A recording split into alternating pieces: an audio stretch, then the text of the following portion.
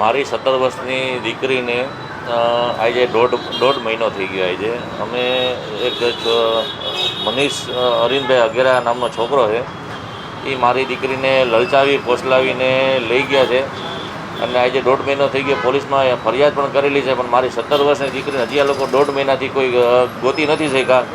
અને પોલીસને વારંવાર અમે લોકો જ્યારે સંપર્ક કરી દીધો, પોલીસ અમને એવું જ કહે છે ક્લુ નથી મળતો. હવે અમે શું કરવું કંઈક ખ્યાલ નથી પડતો હવે આમાં. અને તમામ પોલીસના બધા પુરાવા હોત આપેલા છે, મોબાઈલોથી માંડીને હરેક વસ્તુ, છોકરીના આપણે આઈમી નંબરથી માંડીને બધું. તો પોલીસ હજી એમ કહે છે ઘરમાંથી એના ઘરમાંથી છોકરો જે ભગાડીને મારી દીકરીને લઈ ગયો છે, એના ઘરમાંથી 3 વ્યક્તિ ગાયબ છે. એના ફાધર છે, એનું નામ છે અરવિંદભાઈ અઘેરા, એનો નાનો ભાઈ છે વિકાસભાઈ અઘેરા. ઘરમાં 3 વ્યક્તિ જેથી મારી દીકરીને લઈને ભાગી ગયા, 3 વ્યક્તિ ભેગા સાથે છે. તોય પોલીસ એવું કહેવા માગે છે કે એના ફાધરની એની જોડે નથી. એમ પોલીસના બધા પ્રશ્નો જવાબ એવા છે. પોલીસની કામગીરીથી જરા પણ સંતોષકારક નથી. આજે દોઢ મહિનો થઈ ગયો તો હજી લગી મારી દીકરીના કોઈ સમાચાર જ નથી. છેલ્લે અમારે આપણી પાસે પ્રેસ મીડિયા પાસે અમારે આવવું પડ્યું છે. અને બધા રાજકારણીને પણ ફોન કરીને થાકી ગયા. રાજકારણી આમાં કોઈ ભાજપની સરકાર છે, હજી કોઈ આવી સત્તા ભાજપની ફૂલ બહુમતીવાળી છે, હજી લગી એ લોકોનો નારો છે કે દીકરી બચાવો. ભાઈ દોઢ મહિનો થઈ ગયો, ભાજપનો કોઈ પણ અગ્રણી હજી લગી કોઈ મારી દીકરી માટે કોઈ આગળ આવ્યું હોય એવો કોઈ હજી લગીના 1.5 મહિનામાં કોઈ એવો પ્રશ્ન નથી બન્યો. ભાજપના હર્ષિતાબેન શાહ પાસે ગયેલા, પછી વિજયભાઈ રૂપાણીને ફોન કરાવેલો, પછી હર્ષભાઈ સંઘવીને ફોન કરાવેલા. એટલા બધા એના સિવાય નાના મોટા ઘણા બધા ભાજપના અગ્રણીઓને બધાને અમે મળેલા. એ બધા એક જ વાત કરે કે બસ અમે ફોન કરી દઈશું, તમે જાઓ. ત્યાં જાય એટલે કમિશનર સાહેબને મળવા જાય તો કમિશનર સાહેબ એના નીચલો અધિકારી હોય, એને કહે કે જાઓ મેં આને ફોન કરી દો, તમે એને મળી લો. એટલે એમને મળી લે. એટલે એ પછી એમ કે એના નીચલા અધિકારીને કે ફોન કરીને કે તમારી પાસે મોકલું, તમે જોઈ લેજો. એમ કરી બધા પોતપોતાની કામગીરીથી બધા છૂટી જાય છે. તે પછી અમને તોય સંતોષકારક અમે હાઈકોર્ટમાં હેબિયસ કોપર દાખલ કરી. આજે એને 2 મુદત પડી ગઈ છે. પોલીસ એની કામગીરી એ બતાવી દે છે કે મેં આટલા જણાના નિવેદન લીધા. જે અમે લોકોએ જે શંકાના આધાર જે વ્યક્તિના નામ આપેલા હોય એ પોલીસે એના નિવેદનો લીધા હોય, એ કામગીરી હાઈકોર્ટમાં બતાવીને તારીખો છડકી નીકળી જાય છે. પણ એના તરફથી અમે જોવા માગીએ છીએ આજથી લગી પોલીસ તરફથી કોઈ પણ જાતની કામગીરી નથી. પોલીસમાં મુંજકા પોલીસ સ્ટેશનમાં આ કેસની ફરિયાદ કરેલી છે. આજે 1.5 મહિનો થઈ ગયો. એના જે પીઆઈ સાહેબ રહ્યા, ગમે ત્યારે અમે ફોન કરીએ ફરિયાદીએ તો એના પીઆઈએ કોઈ દી આજથી લગી કોઈ દી અમારો ફોન રિસીવ નથી કર્યો. નીચલો એને કોન્સ્ટેબલ છે, એ અમારા ફોન ઉપાડે, એ ફોન ઉપાડે તો અમને જવાબ એવા જવાબ અમને મળે ત્યાંથી કે જાણે અમે ગુનેગાર હોય ને એવા તો અમને જવાબ મળે ત્યાંથી. એટલે પોલીસની કામગીરીથી જરાય અમને સંતોષકારક નથી.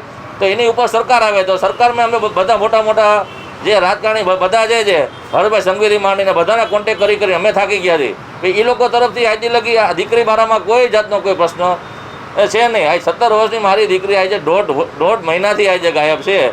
મારી દીકરી જીવતી છે કે મરી ગઈ છે કે શું છે, મારી દીકરી પર શું થયું છે અમને કોઈ ખ્યાલ નથી. રાત દાડો અમે લોકો ઘર આખું અમે ઉપાધિમાં છીએ.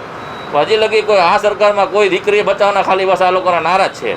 હકીકતમાં બાકી આ લોકોનું ખાલી બસ વાતું એ બધા મોટા, બાકી કોઈ મેં જોઈ લીધું. 1.5 મહિનાથી સતત અમે અમારી દીકરી માટે મહેનત કરી હતી.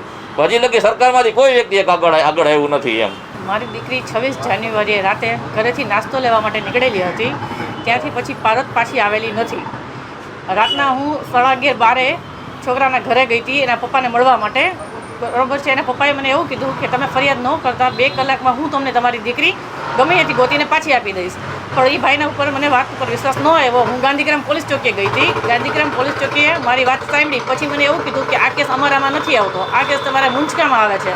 મને અહીંયા કોઈ હેલ્પ ન મળી. ત્યારે પછી હું રાતના 12:30 1 વાગ્યે મુંજકા પોલીસ સ્ટેશને ગઈ. મુંજકા પોલીસ સ્ટેશને ગઈ તો અહીંયા 1 કે 2 જણા સાહેબો હતા. મેં સાહેબોને વાતચીત કરી. તો એ સાહેબોએ એના પપ્પાને ફોન કર્યો કે ભાઈ આવી રીતે છે તો તમે ક્યાં છો, તમે અહીં આવી જાઓ. તેને એવું કીધું કે હું મારા છોકરાને લેવા માટે જેતપુર જાઉં છું, રસ્તામાં છું. તો જેતપુર એ લોકો રસ્તામાં હતા. એના પપ્પાને એ લોકો રાતના 2 વાગ્યા સુધી એનો ફોન ચાલુ હતો. 2 વાગ્યા પછી અરવિંદભાઈનો અને એના બાબાનો વિકાસનો બેનો ફોન તે દિવસ રાતનો સ્વિચ ઓફ છે. અમે લોકોએ રાતના અહીંથી ઘરેથી ગાડી લઈને ગયા હતા છોકરીને લેવા માટે. અમને પણ ક્યાંય છોકરી મળી નહીં એટલે અમે લોકો પાછા આવ્યા. 2 દિવસ પછી બી ખબર પડી કે જેતપુરમાં એની કાકાને એ લોકો અહીંયા રહે છે. અમે અહીંયા લોકો ગયા હતા અને અહીંયા બી જોવા ગયા તો અહીંયા ખાલી એનો કાકાનો છોકરો હતો, એને અને રીબડા પાસે એના કાકા ક્યાંક હતા, કામ કરતા હતા, રોડ ઉપર અહીંયા ઊભા હતા. એને એમ કીધું કે અહીંયાથી અમે એને બી લઈને અમે પછી મ્યુનિસિપલ પોલીસ સ્ટેશને આવ્યા હતા. આજે મારી દીકરીને 1.5 મહિનો થઈ ગયો. મારી દીકરી જીવતી છે કે મરેલી છે કે કઈ હાલતમાં છે મને કાંઈ જ ખબર નથી. મારી દીકરીની હાલત કે આ લોકોએ મારી નાખી છે કે શું છે એ મને ગમે એ રીતે મને મારી દીકરી જોઈએ છે. આજે હું હરેક જગ્યાએ દોડી છું, હરેક જગ્યાએ ગઈ છું. આજે હું નાની માણસ છું, ગરીબ માણસ છું, એટલે મારો અવાજ કોઈ સાંભળતા નથી. બરોબર, આજે આ જગ્યાએ કોઈ MLA હોય, મોટા સાહેબની દીકરી હોય તો આજે મારી દીકરી ગમે એમ કરીને એ લોકો 24 કલાક બી ન થવા દે. 24 કલાકમાં મારી દીકરીને એ લોકો હાજર એ લોકોને કરી લે છે. બરોબર છે, આજે ગરીબ માણાની દીકરી છે એટલે શું કોઈ ગોતવાની નહીં, કંઈ કામગીરી નહીં કરવાની. આ પોલીસવાળા બધા જવાબ એવું જ દે છે કે થઈ જશે કંઈ ક્લુ નથી મળતા. આજે શું એમને અત્યારે આ બધી સિસ્ટમ છે, ઓનલાઈન આટલી બધી સિસ્ટમ છે તો ક્યાંક તો ક્લુ મળે ને. આજે છોકરી જે સ્કૂટરમાં ગઈ છે સ્કૂટરે નથી મળતું. ચલો અહીંયાથી ગાડીમાં લઈ ગયા હશે, કાંઈ પડે છે, કોક તો વ્હીકલ મળવું જોઈએ ને, કાંઈક તો ક્લુ મળવો જોઈએ ને. છોકરાઓ નથી મળતા. બરોબર છે, એ લોકોના CCTV કેમેરા અમારા ઘર પાસેના ચેક નથી કર્યા એ લોકોએ. એનો બાપ છે, એનો દીકરો છે, બરોબર છે, એ બી આટલા દિવસથી લાપતા છે, એ લોકો બી નથી મળતા. આ બધા એકને એક સાથે ક્યાંક ને ક્યાંક હોવા જોઈએ. બરોબર છે, અને આમાં કોકનો મોટા માણસનો હાથ છે મને એવું લાગે છે. તો જ મારી છોકરી, કારણ કે છોકરાની કેપેસિટી નથી 5 કે 10 હજાર રૂપિયા કમાવાની, તો એ મારી દીકરીને કેવી રીતે સાચવતો હોય છે. મને મનમાં એ ડાઉટ છે કે એને મારી છોકરીને વેચી નાખી છે કે મારી દીકરીની એ લોકોએ કાંઈક ને કંઈક એવું કર્યું છે જેથી મારી દીકરી નથી આવી મને મળી હતી. મારી દીકરી જે કોઈ સાંભળતી હોય તો તારી મમ્મી, તારા પપ્પા, તારા માસી, મામા, તારું આખું ફેમિલી તારા માટે રોડે છે. બેટા તું જે કોઈથી હોય તો અહીંયા આવી જજ બેટા. મહેરબાની કરીને બેટા, જે કંઈ તારી ભૂલ હશે, ગમે એની ભૂલ હશે, હું તને એક્સેપ્ટ કરવા બેટા તૈયાર છું. બરોબર છે, તું જ્યાં કોઈ આવી છું મને જોતી હોય તો બેટા પ્લીઝ મહેરબાની કરીને હું હાથ જોડીને પગે લાગું છું કે તું જ્યાં કોઈ હોય તો આવી જા. હું 7 દિવસ પોલીસ દ્વારા શું જવાબ મળ્યો? પોલીસ દ્વારા કાંઈ જવાબ મળતો નથી. એ લોકો એવું જ કહે છે કે મને કોઈ જ ક્લુ નથી મળતા. મેં મારી બધી ટ્રાય કરેલી છે. અમે હાઈકોર્ટમાં ગયા કે હેબિયસ કોપર કરી કે ભાઈ મને ક્યાંથી બી જવાબ મળે, પણ એ 2 વખત તારીખ પડી છે. આ લોકો અહીંયા નિવેદન લખીને બતાવી દે છે, નિવેદન થોડું ઘણું જે કામગીરી કરી હોય છે એ. પણ આજે મારું કહેવાનું એમ છે કે આટલી 24 કલાક આજે એક છોકરીને ગોતવી અને એની પાસે મોબાઈલ બી છે. એવું નથી કે એની પાસે મોબાઈલ નહોતો. છોકરા પાસે બી મોબાઈલ હતો, એના બાપ પાસે મોબાઈલ હતો, એનો ભાઈ એની પાસે મોબાઈલ હતા. બધાના મોબાઈલ સ્વિચ ઓફ છે તે દિવસના.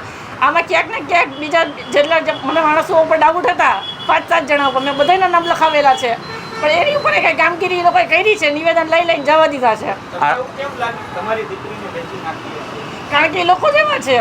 એ છોકરો જે ધંધો કરે છે એ 2 નંબરનો ધંધો કરે છે. છોકરો જેનો મારે ઇલાકો નામ નથી લેવું છે, છોકરો દારૂ વેચે છે.